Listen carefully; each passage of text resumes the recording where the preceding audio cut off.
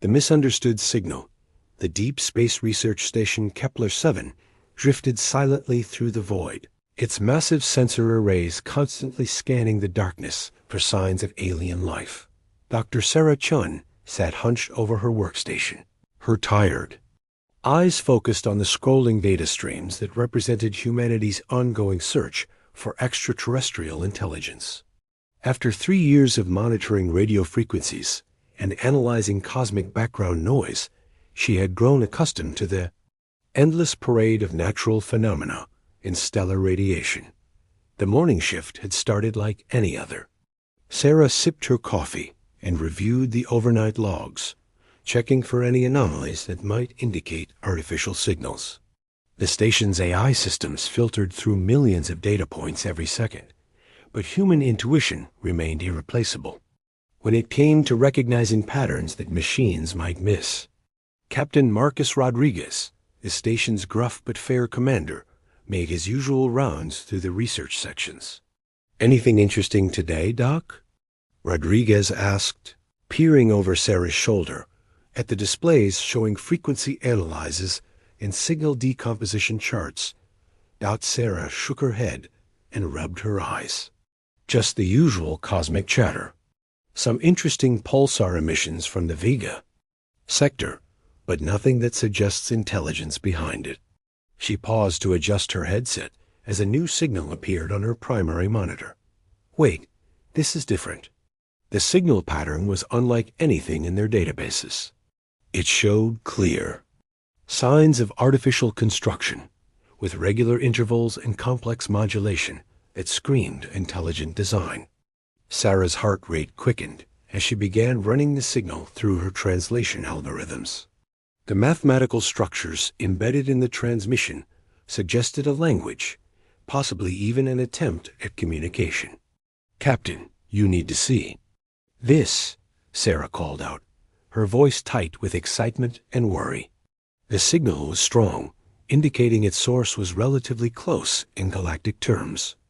More importantly, there was an urgency to the transmission pattern that suggested distress. Rodriguez rushed back to Sarah's station, followed by Lieutenant Commander Jake Torres and several other crew members.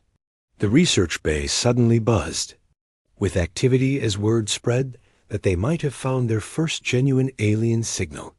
Sarah's fingers flew across her keyboard, feeding the transmission through every linguistic analysis program they had developed. "The signal is repeating every 47 seconds, Sarah reported, her voice growing more concerned. "The mathematical constants suggest they are using base 12 mathematics, which indicates a species with 6 digits per appendage. But Captain, look at this frequency modulation pattern." The holographic display above her workstation showed the signal's characteristics. In 3-dimensional space, the pattern pulsed with an urgency that made everyone in the room unconsciously lean forward. Sarah's translation software began outputting preliminary interpretations, and what it revealed made her blood run cold. "They're talking about an extinction event," Sarah whispered, staring at the translated text appearing on her screen. "The signal mentions total annihilation approaching, and immediate assistance required before all life ceases. Captain, this isn't just first contact. This is a species calling for help." Rodriguez felt his military training kick in as he processed the implications. If an alien species was facing extinction, humanity's response could determine not just their fate, but the future of interstellar relations. The weight of the moment settled on his shoulders as he considered their options. "How far away is the source?" Rodriguez asked, already mentally calculating response times and available resources. Sarah consulted her stellar cartography data. The signal originated from the Proxima Centauri system, approximately 4 light-years away. Based on the transmission strength and our current understanding of their technology, they're broadcasting from somewhere in the outer system. 4 light-years, Rodriguez muttered, running calculations in his head. "Our fastest ships could reach them in 2 weeks using the new fusion drives." "But Doc, are you certain about this translation?" We can't risk a military response based on a misunderstanding.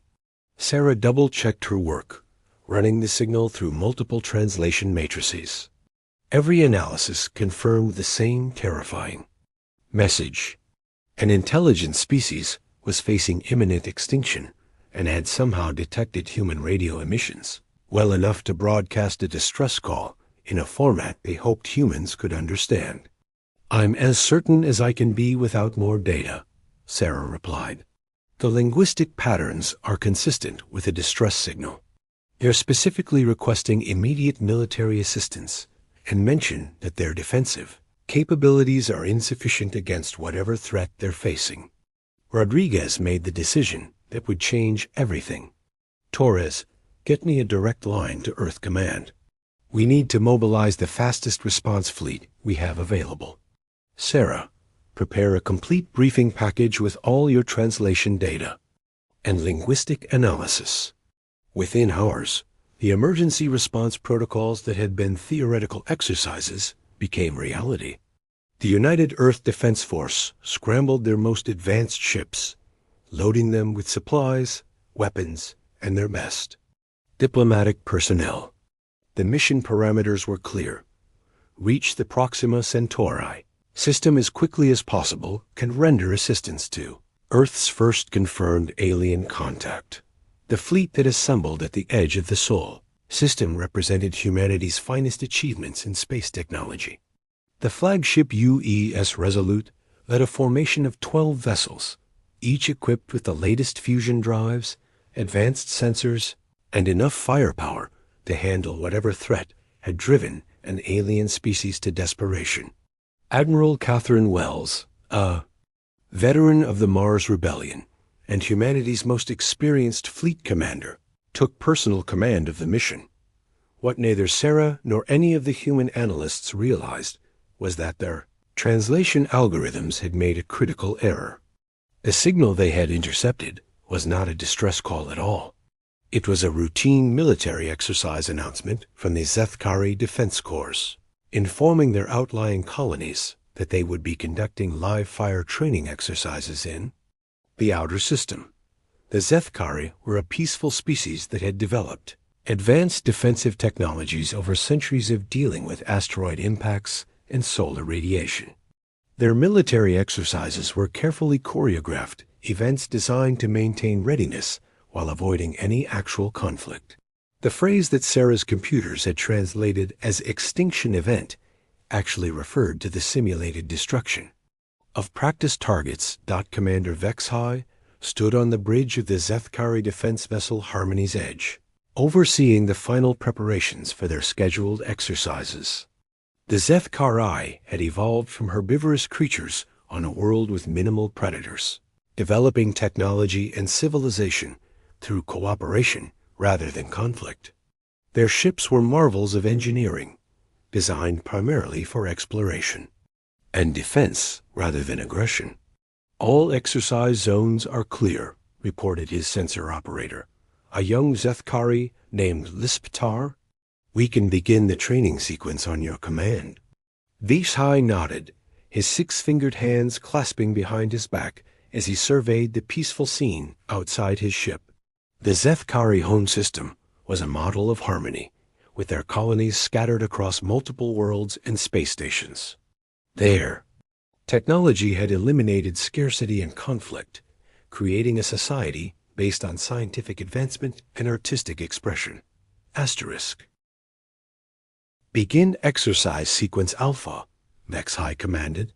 "All ships maintain safe distances and follow the predetermined firing patterns. Remember, this is training, not combat." As the Zethkari fleet began their exercises, they had no idea that their routine announcements had been intercepted and misinterpreted by an alien species. The peaceful laser targeting systems they used for training were about to be met by the full military might of a species that had evolved on a world where conflict was a constant reality. The human fleet dropped out of hyperspace at the edge of the Proxima Centauri system, their sensors immediately detecting the energy signatures of the Zethkari training exercises. To Admiral Wells and her tactical officers, the scene looked exactly like what they expected to find: an alien species under attack, with multiple ships engaged in what appeared to be a desperate battle. "Multiple contacts, Admiral," reported the sensor operator aboard the Resolute. "I'm reading at least 20 vessels engaged in combat. Energy weapons firing, shields at maximum power. It looks like they're barely holding their own." Wells studied the tactical display, her experienced eye analyzing the battle patterns. The aliens were using formation tactics that seemed designed for defense rather than offense, which supported the theory that they were fighting for their lives against a superior enemy. What she couldn't see was that the enemy they were fighting was nothing more than holographic training targets. "All ships, battle stations," Wells commanded.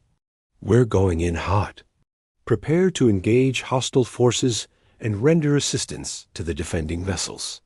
The human fleet accelerated toward the center of the system, weapons powered and ready for combat. Every ship in the formation was crewed by veterans of humanity's various conflicts, men and women who had learned to fight in the asteroid belts of the outer system and the orbital stations around Earth. They were about to encounter a species that had never known real war. Commander Vex High was the first to detect the approaching human ships. His sensors showed 12 unknown vessels approaching at high speed, their design unlike anything in the Zethkari databases. The ships were clearly military in nature, with heavy armor and obvious weapon systems. More concerning was their approach vector, which brought them directly toward the exercise zone. "Unknown vessels, this is Commander Vex High of the Zethkari Defense Corps." He transmitted on all frequencies. "You are entering a restricted training area. Please identify yourselves and state your intentions." The human translation systems, still operating under the assumption that they were responding to a distress call, interpreted Vex High's transmission as a desperate plea for help. The words "restricted training area" were translated as "surrounded by hostile forces" and "identify." Yourselves became requesting immediate assistance. Admiral Wells received what she believed was confirmation that the aliens were indeed under attack and needed help. "All ships, prepare for combat. We're going to assist the defending vessels. Target the ships that are firing on the friendlies." The stage was set for a tragic misunderstanding that would test both species' ability to survive first contact. The humans, prepared for war, were about to meet a species that had never known conflict. The Zethkari, conducting peaceful exercises, were about to face the full combat capabilities of a species that had evolved on a world where strength meant survival. As both fleets maneuvered toward what each believed was a rescue mission, neither side realized that they were about to become enemies through nothing more than a failure to communicate. The peaceful training exercise was about to become the first interstellar war in galactic history, and it would be fought over a misunderstanding that could have been avoided with a single clear message. The human ships completed their approach, weapons locked and ready to fire. The Zethkari vessels, confused by the sudden appearance of unknown military vessels, began powering their defensive systems. In the space between the two fleets, the future of interstellar relations hung in the balance, dependent on decisions that would be made in the next few crucial minutes. Both species stood on the brink of a conflict that neither wanted, but both were prepared to fight for what they believed was right. The humans thought they were saving an innocent species from extinction. The Zethkari believed they were about to be attacked by unknown aggressors. In the cold vacuum of space, good intentions were about to collide with devastating consequences. When misunderstandings turned deadly, the tension in space was thick enough to cut with a knife as both fleets faced each other across the void. Admiral Wells studied her tactical display, trying to identify which ships were the attackers and which were the defenders. The Zethkari vessels all appeared to be of similar design, making it impossible to distinguish friend from foe. "Commander, Vex High, meanwhile, watched the approaching human ships with growing alarm as their weapon systems remained powered and their formation suggested hostile intent. "Admiral, we're receiving multiple transmissions from the alien vessels," reported Communications Officer Janet Price aboard the Resolute. "The translation software is having difficulty with the rapid-fire messages, but it appears they're demanding. We leave the area immediately." Wells frowned as she considered the tactical situation. If the aliens were under attack, their demands for the humans to leave made no sense unless they were trying to protect their rescuers from danger. The possibility that they were being deceived by hostile forces pretending to be victims crossed her mind. "All ships maintain formation, but do not fire unless fired upon," Wells ordered. "I want positive identification of hostile forces before we engage." The decision to hold fire lasted exactly 47 seconds. Lieutenant Commander Marcus Webb, commanding the destroyer U is Vigilant, detected what his sensors interpreted as targeting lasers from one of the Zethkari vessels. In reality, the Zethkari ship was using its standard identification scanner to analyze the unknown human vessel. The technology was completely harmless, designed for scientific analysis rather than weapon targeting. But Webb's combat experience told him that being painted by targeting systems meant imminent attack. His finger moved to the firing control. Without conscious thought, a reaction trained into him through years of combat in the asteroid wars.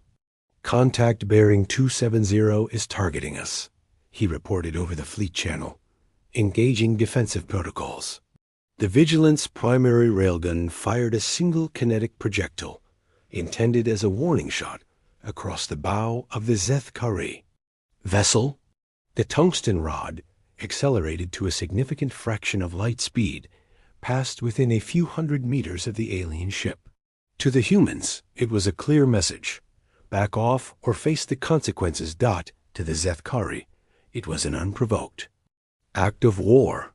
Commander Vex High watched in horror as the projectile screamed past his ship, its energy signature indicating a weapon powerful enough to destroy his vessel in a single hit. The peaceful training exercise had suddenly become a nightmare scenario that none of their simulations had prepared them for. "All ships, we are under attack by unknown hostile forces," Vex High transmitted to his fleet. "Activate defensive protocols and prepare for combat. Signal home base that we have encountered aggressive alien species."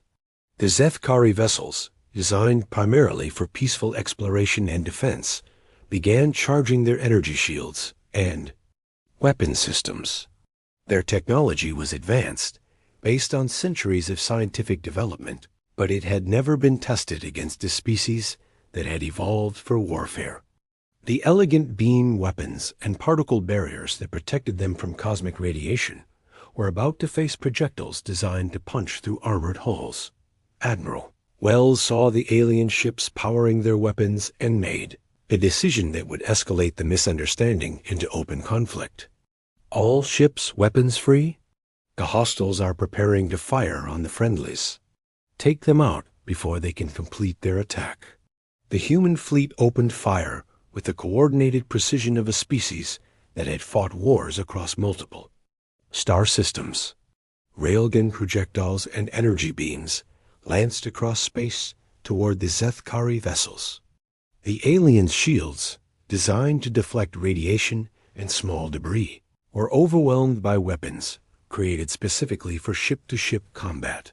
The first Zethkari vessel to be hit, a science ship named Peaceful Inquiry, suffered massive damage as a railgun projectile punched through its hull. The ship's crew, scientists and explorers rather than warriors, struggled to respond to damage they had never imagined possible. Emergency systems kicked in, but their damage control procedures were theoretical exercises that had never been tested in actual combat. Commander Vex High watched his fleet being systematically destroyed by an enemy that fought with a precision and ruthlessness that defied his understanding. The human ships moved in perfect coordination, their weapons targeting specific systems with surgical accuracy.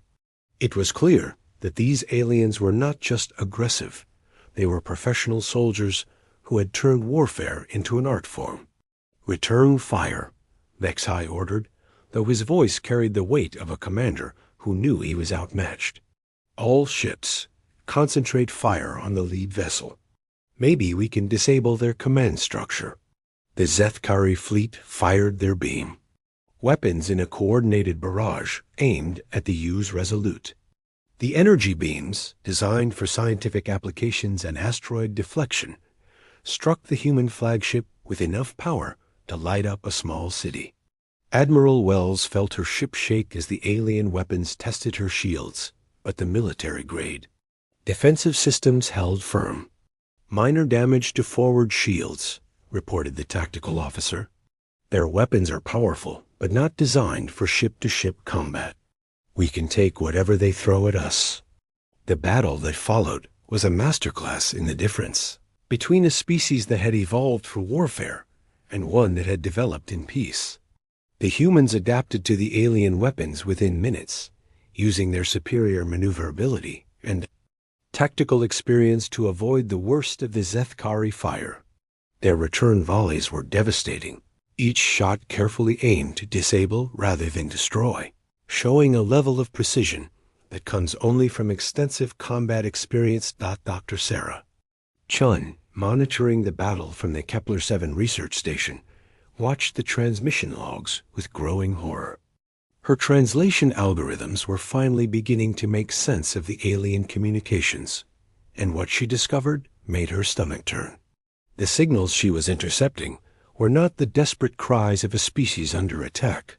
They were the confused and terrified transmissions of peaceful beings who had no idea why they were being attacked. "Captain Rodriguez, I need to contact the fleet immediately," Sarah called out, her voice tight with panic. "We've made a terrible mistake. The aliens weren't under attack. They were conducting training exercises. We started this fight based on a translation error."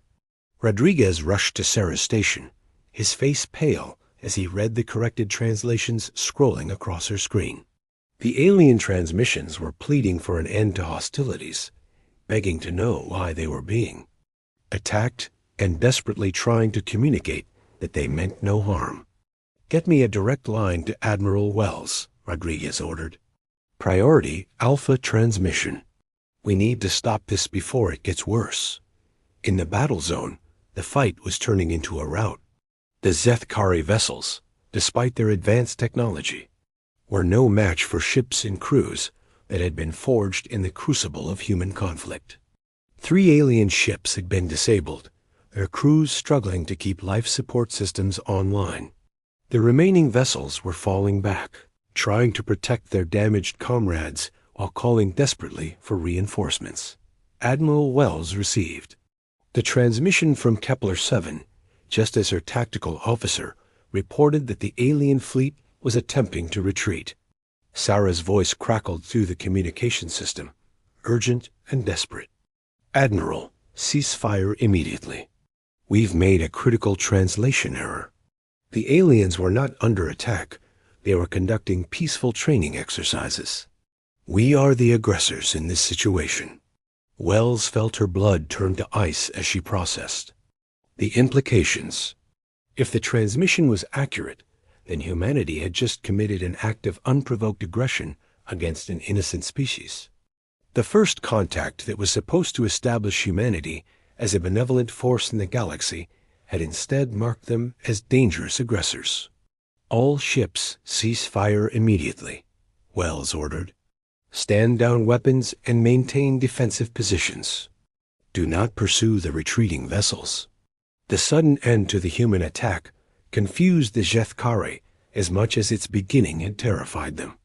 Commander Vex-High, coordinating the retreat of his damaged fleet, watched the human ships halt there, advance and power down their weapons.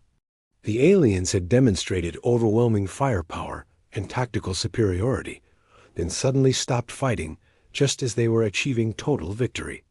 Why have they stopped? Asked this Tar, the young sensor operator whose voice shook with fear and confusion. They could destroy the rest of us easily. Vex High studied the tactical display, trying to understand the human behavior. In his species' history, conflicts were resolved through negotiation and compromise, not through overwhelming force. The idea that a species would attack without warning, then stop without claiming victory, was completely foreign to his experience. Perhaps they realize we pose no threat, Vex High suggested, though his voice carried uncertainty. Begin transmitting on all frequencies. Tell them we surrender and request negotiations. Admiral Wells, meanwhile, was trying to figure out how to undo the damage that had been done. The human fleet had just proven that they were capable of destroying an entire alien civilization, but they had also shown that they were willing to stop fighting when they realized their mistake. The question was whether the aliens would be willing to listen to explanations, or if they would simply view humanity as a threat to be eliminated. Open a channel to the alien fleet, Wells ordered. All frequencies, maximum power. Maybe we can explain what happened. The message that went out from the human fleet was a mixture of apology, explanation, and desperate hope that the first contact between species could be salvaged. Dr. Sarah Chan's corrected translations were transmitted, along with the original distress signal interpretation, showing exactly how the misunderstanding had occurred. Commander Vex High received the human transmission with a mixture of relief and amazement. The aliens who called themselves humans had not attacked out of malice or conquest. They had genuinely believed they were responding to a distress call and rendering assistance. The fact that they had stopped fighting the moment they realized their mistake spoke to a moral character that the Zethkari could respect. They thought they were saving us, Vex High transmitted to his fleet. These humans believed we were under attack and came to help. The attack was a misunderstanding, not an act of aggression. The revelation that the humans had traveled light years to help a species they had never met, based on nothing more than a distress signal, fundamentally changed how the Zethkari viewed their attackers. Here was a species that combined devastating military capability with a willingness to risk their own lives for strangers. It was a combination that both impressed and terrified them. Asterisk. Over the next several hours, both fleets worked to establish proper communication protocols.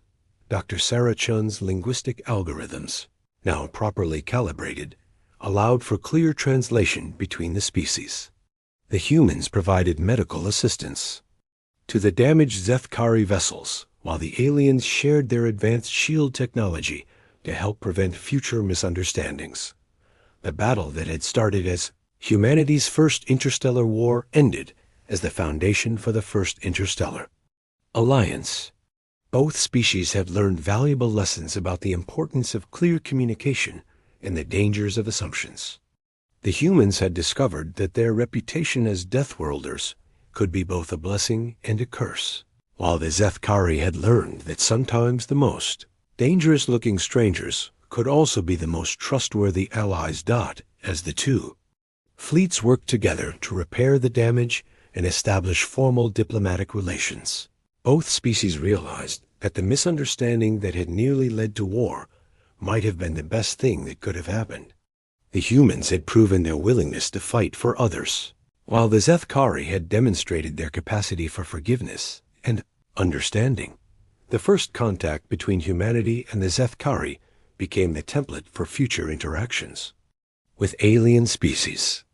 Clear communication, mutual respect, and the understanding that good intentions could sometimes lead to bad outcomes became the foundation of interstellar diplomacy. The battle that had started with a translation error ended with the beginning of a friendship that would span the galaxy. Admiral Wells and Commander Vex High would later meet in person, sharing stories of their species' histories and the lessons they had learned from their violent first encounter. The humans learned that not all intelligent species were warriors, while the Zethkari discovered that sometimes the most frightening-looking beings could also be the most compassionate. The misunderstanding that had nearly destroyed both fleets became a legend that was told throughout the galaxy, a reminder that good intentions and clear communication were the most powerful weapons in the universe. Humanity's reputation as fierce protectors spread among the stars, while the Zethkari became known as the species wise enough to forgive their would-be destroyers. In the end, both species were stronger for having met, and the galaxy was a safer place because two civilizations had learned to look beyond their fears and see the potential for friendship in the most unlikely circumstances.